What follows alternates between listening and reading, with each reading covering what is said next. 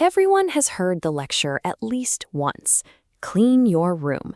A tidy desk makes for a tidy mind. But a few days later, the physical reality sets in. A hoodie slung over the chair, 4 mugs crowded around the keyboard, and a drawer that won't close. Most of us feel a lingering guilt about this. We assume the clutter is a symptom of laziness, a bad habit we just cannot seem to break. But a group of psychologists looked at that exact mess and decided to test it. They recreated this clutter in a lab to see how it actually affects cognition, rather than judging its moral standing. This experiment moved the conversation away from tidiness as a habit, treating the room as a variable in how the brain processes information.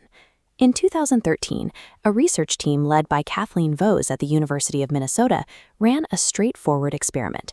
They placed people into one of 2 physical environments. Half sat in a flawless, orderly office, and the other half sat in a room covered in scattered papers and random supplies. They gave everyone the same assignment: come up with novel, unconventional uses for a simple ping-pong ball. Tracking total ideas shows both groups generated the exact same number. The mess didn't make people more prolific. But when judges evaluated originality, the scatterplot shifted. Concepts from the cluttered room clustered noticeably higher, proving significantly more unconventional. Participants were never told to be creative, or that the room mattered. The peripheral objects and the structure of the space subconsciously altered their thought pathways without them noticing.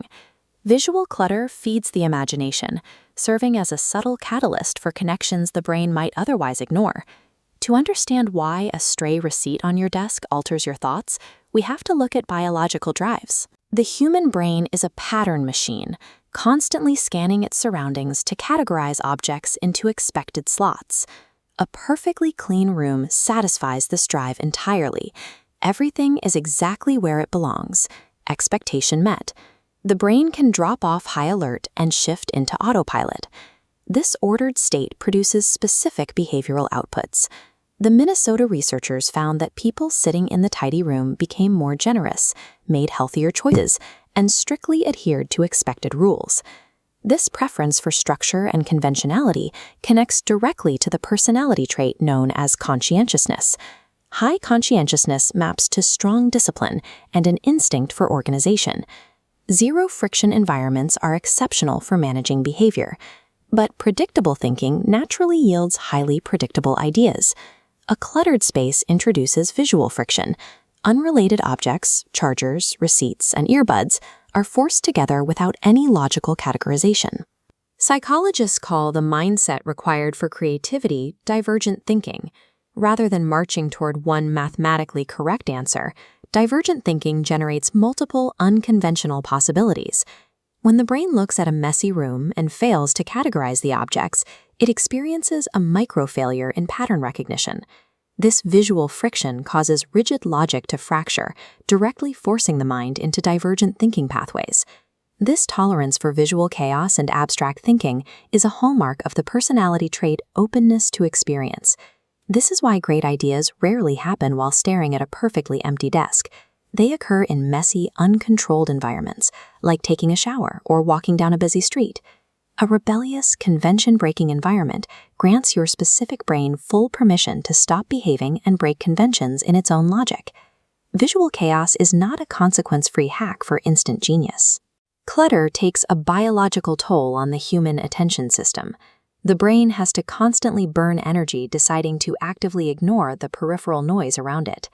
Physiological data clearly links highly cluttered spaces to elevated levels of the stress hormone cortisol and a lower overall mood. The nervous system responds to the overwhelming stimuli, whether you are consciously paying attention to it or not. Ignoring the state of your environment guarantees cognitive exhaustion. If left unchecked, productive creative friction turns into paralyzing mental static.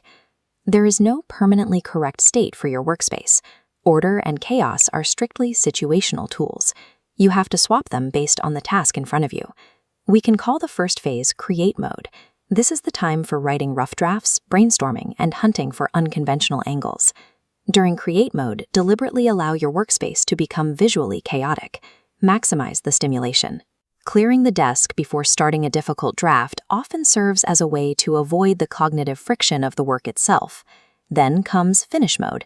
This is the phase for execution, detailed polishing, sending emails, and pushing the final product out the door. When you enter finish mode, aggressively clear your visual field. You remove the mess to protect your attention span and eliminate cognitive drain. This diagram shows create mode on the left and finish mode on the right. The core mistake most people make is trying to force both neurologically opposing tasks into the exact same static environment. Matching your physical environment to the cognitive phase of a project is a powerful, underutilized lever for productivity. A workspace that stays perfectly curated regardless of the task suggests a rigid mindset rather than a productive one. The person who truly masters the system lets chaos in to build and actively restores order to execute. Warm, resolved tone. The pile on your desk is a functional setting for your brain. Once you understand the trade between creativity and focus, you can choose the environment that fits the moment.